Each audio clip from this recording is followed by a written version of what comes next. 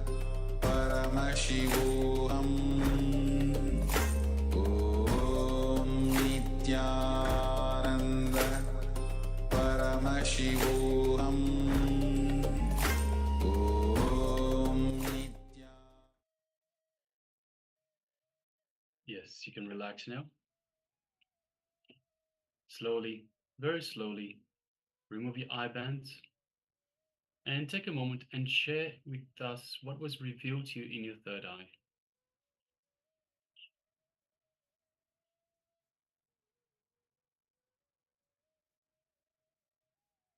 And all the Paramashivoham level 1 and Paramashivoham level 2, as both of us are joining us for this power manifestation. So you can share in the Zoom chat all the Paramashivoham level 1 and level 2 participants. You can share in the respective Zoom chats.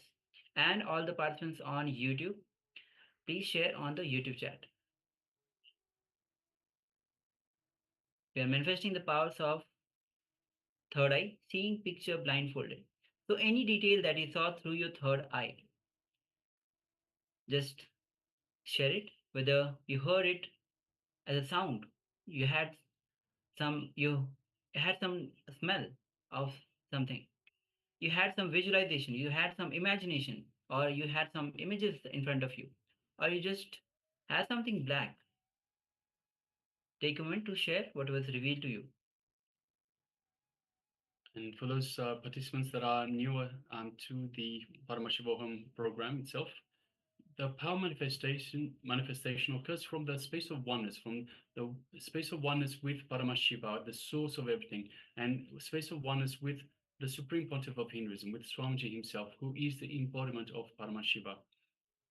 So we do not engage the mind. We do not. So don't have any self-doubt. Whatever is being shown to you in your third eye, don't engage the mind. Don't have any thoughts. Don't have any self-doubt. Just anything you see, pen it down. Anything that you experience, pen it down.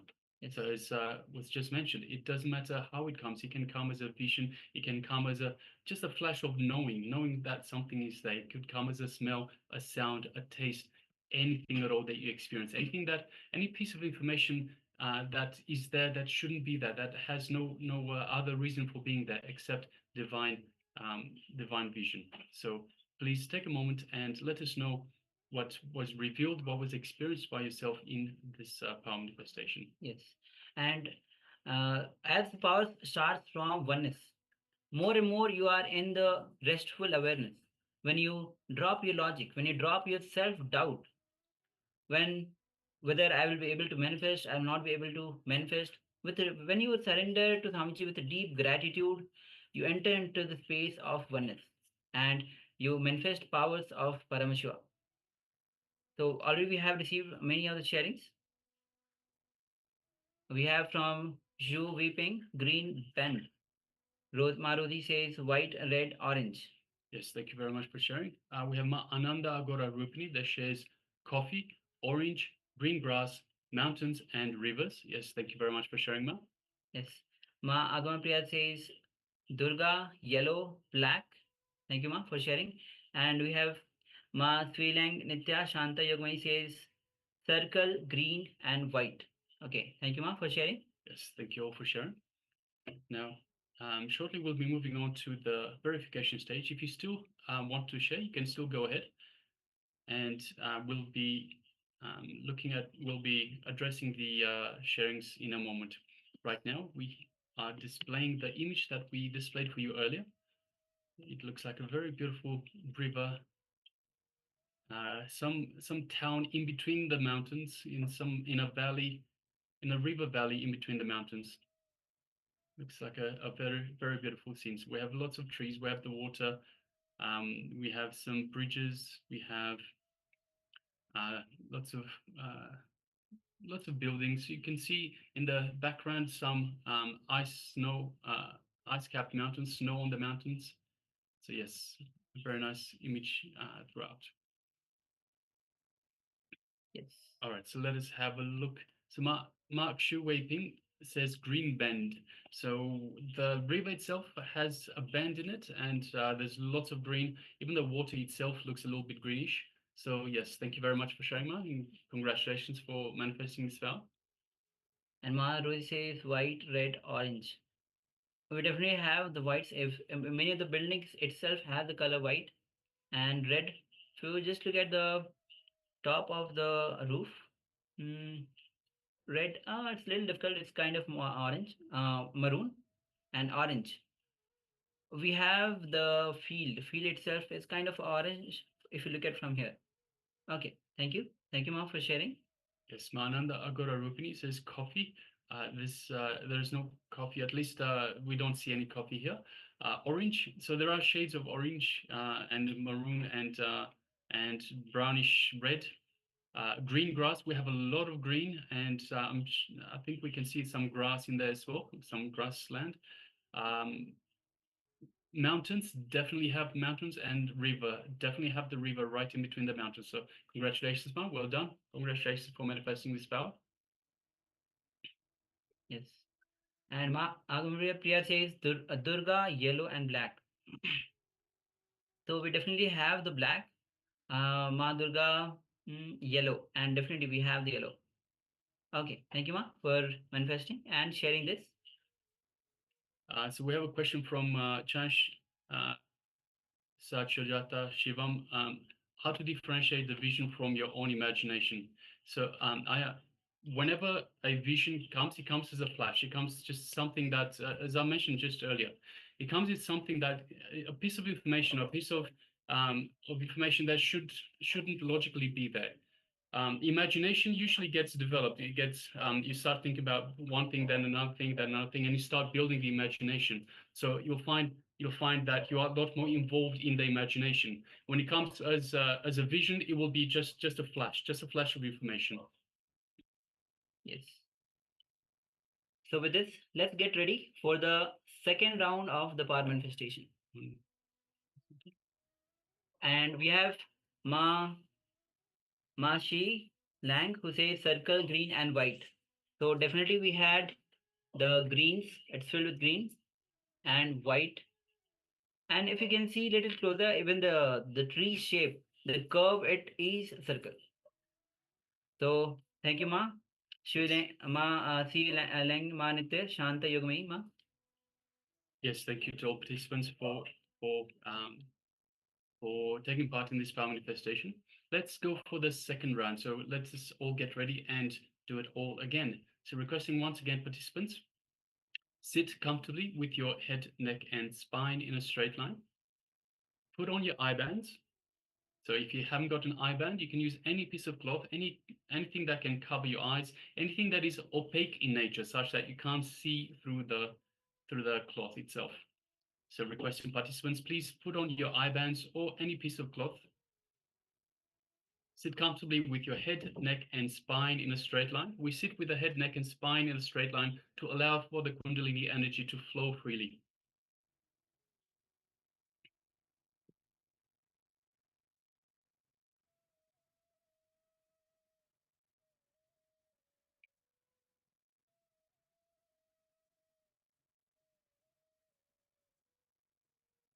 So just waiting on some of the participants to put on the eye bands.